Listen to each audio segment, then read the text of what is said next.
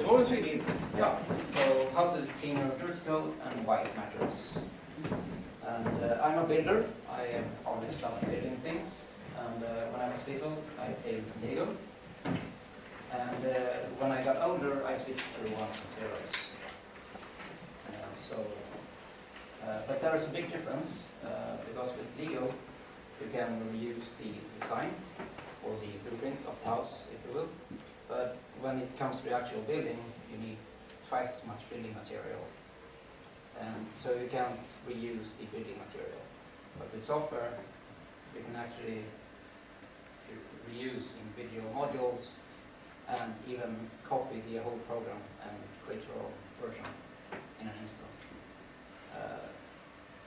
So there's a fundamental difference, and that's why I switched to ones and zeros, because it's so much more powerful.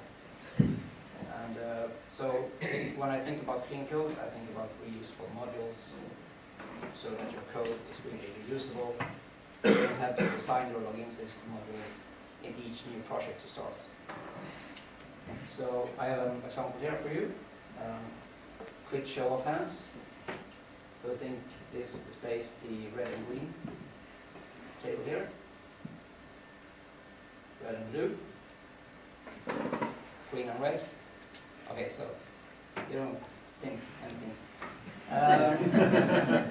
Then what about now? Okay. No. Is the battery out? Shouldn't be. Okay. What about now? Any difference? So red and green, red and blue. Oh, so that's the difference between clean code and vertical. So we can conclude that naming is important, and that you got to live with some names for the rest of your life. And I think even naming methods is important. Naming classes is even more important.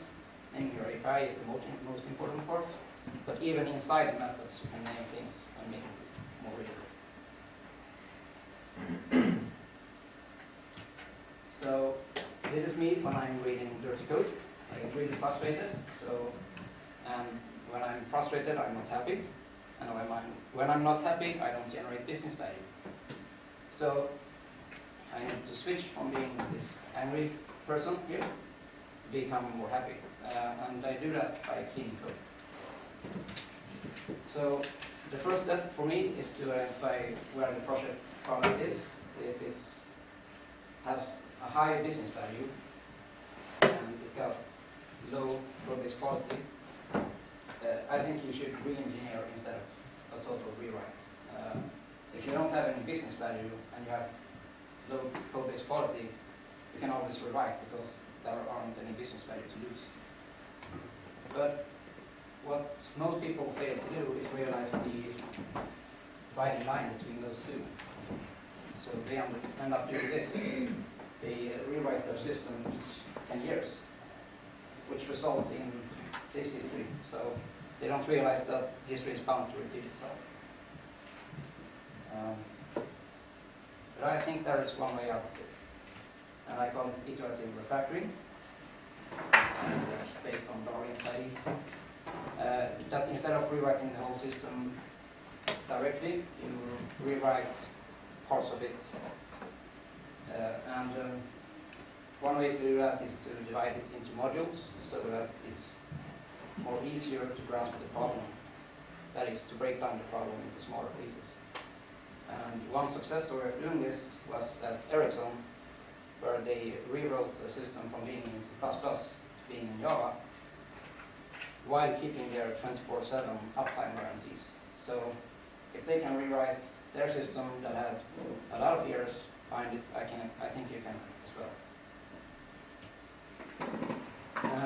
But before rewriting and going on that quest, you need to be aware of the false sense of confidence or security that you can have.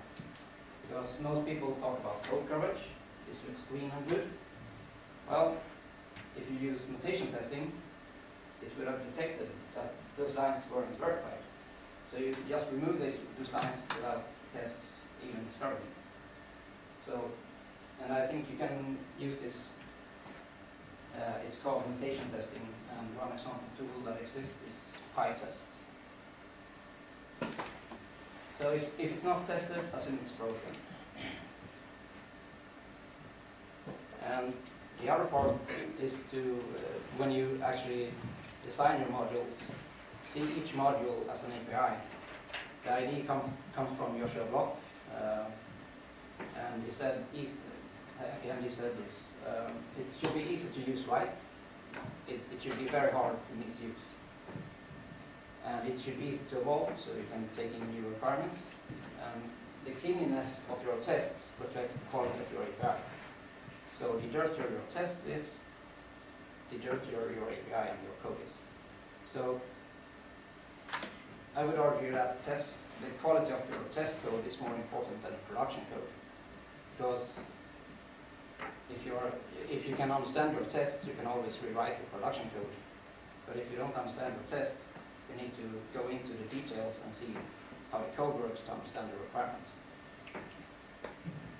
And when in doubt, leave it out. Don't implement features that you don't want. So here's a test case where they create nutrition facts. They use parameters 10, 20, 50, and so on. No one knows really what the parameter 3 is. Can anyone tell? No? Okay. So I think it's better to use this pattern here, the builder pattern, where you specify each one individually. And I even had implemented it so that you must call serving size. And when you call serving size, you get a builder. And with that builder, the only thing you can do is you can set the servings. And when you set the servings, you can set the other parameters, which is optional. So we have two parameters that were required, 10 and 20, but I converted them into this. So you must set both. So I kept so the API is still impossible to misuse, but it's much more readable in the tests.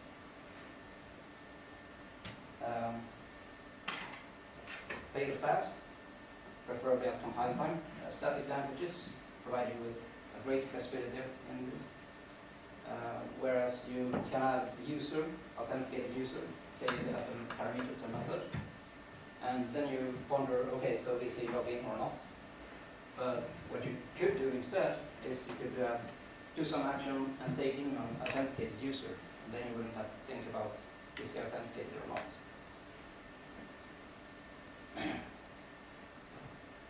So by doing this, you get compile time errors instead of runtime accelerations, which should accelerate your development quite some bit.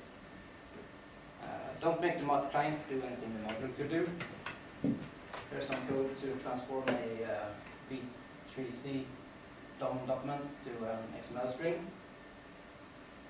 Not that readable, but it has all these patterns, transformer factory, and you've got an adapter, DOM source, and stream result. But what you should have done is just simply doc as XML or something equivalent. So don't make the client do anything the module could do.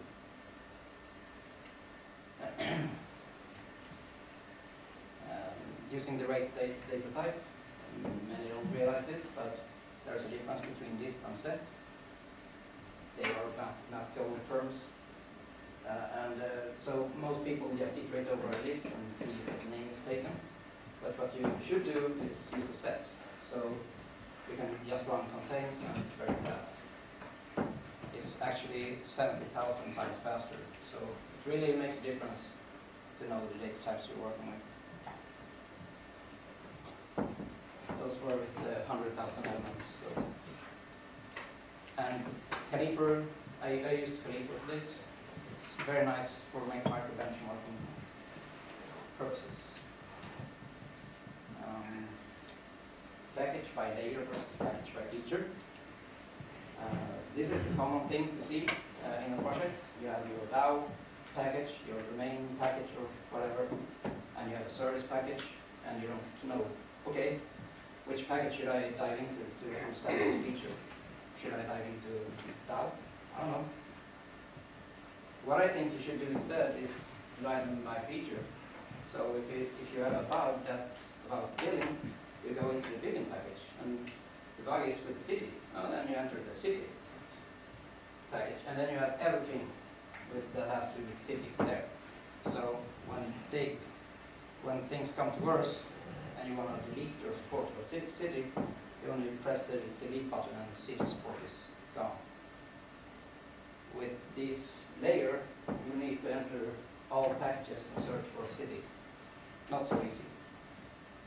So that's a very good benchmark of modularization, because if you can remove a feature in one click, it's very modular. And using the right tools and libraries, many libraries have already invented stuff, so you shouldn't remake their mistakes. So stand on the shoulders of giants is a good thing to know, what to do. Myself, I use Eclipse for doing all the steps that we have talked about. Eclipse provides excellent refactoring support. And most of these items come from margin covered refactoring, and they're completely automatic, so we don't have to do all the manual steps that he did in his book. So if you take away one thing from my lecture is to explore this menu if you're a developer. If not, then I don't know. And pair programming, this could really make a difference in how clean your code becomes. Because as you are two people working with code, you talk with each other and you argue with each other, and then you reach a conclusion. This is clean code. And then when you're done, I think you should review it, because if a third person agrees with you, then it's probably very clean. And I'm done. Thank you.